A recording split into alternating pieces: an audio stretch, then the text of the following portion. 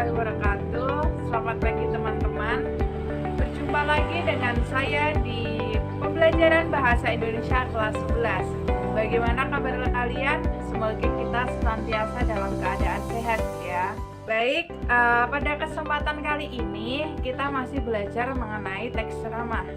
Jika pada pembelajaran sebelumnya kita telah mempelajari tentang KD 3.5, yaitu mengidentifikasi informasi berupa permasalahan aktual yang disajikan dalam ceramah.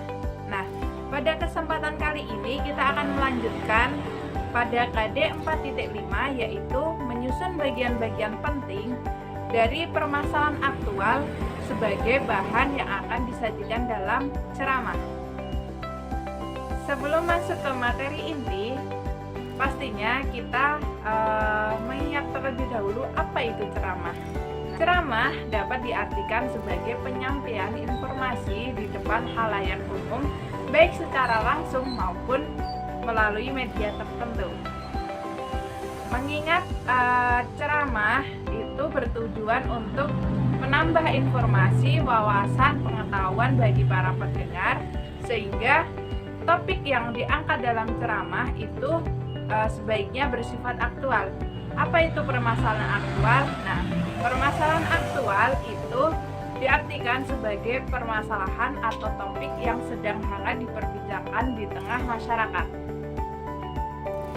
Untuk menyusun bagian-bagian penting dari permasalahan aktual sebagai bahan yang disajikan dalam ceramah, kita harus menempuh beberapa tahap.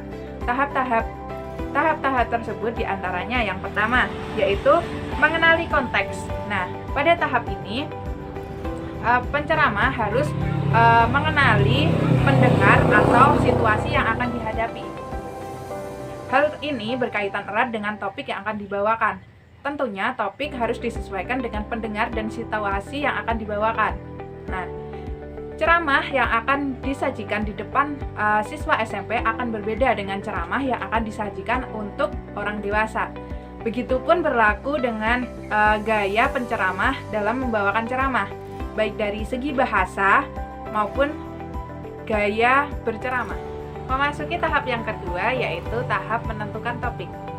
Dalam tahap ini, penceramah dalam menentukan topik sebaiknya memperhatikan beberapa hal. Hal yang pertama yaitu topik harus disesuaikan dengan latar belakang dan tingkat pengetahuan pendengarnya. Hal yang harus diperhatikan yang kedua yaitu topik harus mampu menarik minat para pendengarnya. Oleh karena itu, topik sebaiknya mengangkat permasalahan aktual atau permasalahan yang sedang hangat diperbincangkan di tengah masyarakat. Hal yang ketiga yaitu ruang lingkup topik harus jelas dan bersifat spesifik. Hal yang keempat, yaitu ruang lingkup topik itu jelas dan sesuai dengan situasi. Kemudian memasuki tahap ketiga, yaitu menyusun kerangka ceramah. Kerangka ceramah itu meliputi bagian-bagian inti materi yang akan disampaikan dalam ceramah. Dengan menyusun kerangka ceramah itu dapat membantu untuk meminimalisir pengulangan bahasa,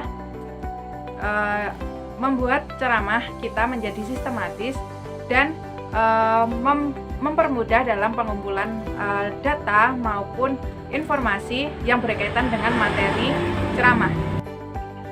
Kemudian terdapat ciri-ciri kerangka ceramah yang baik, yaitu meliputi 3 pokok bagian yang berisi pengenalan isu, rangkaian argumen, dan penegasan kembali.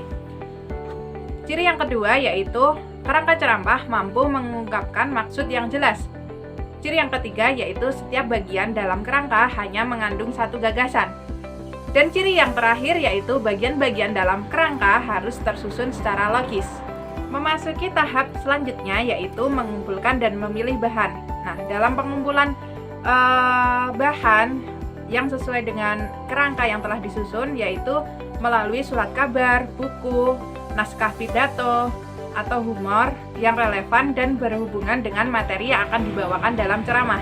Kita harus mengetahui pemilihan materi itu harus memperhatikan beberapa hal berikut.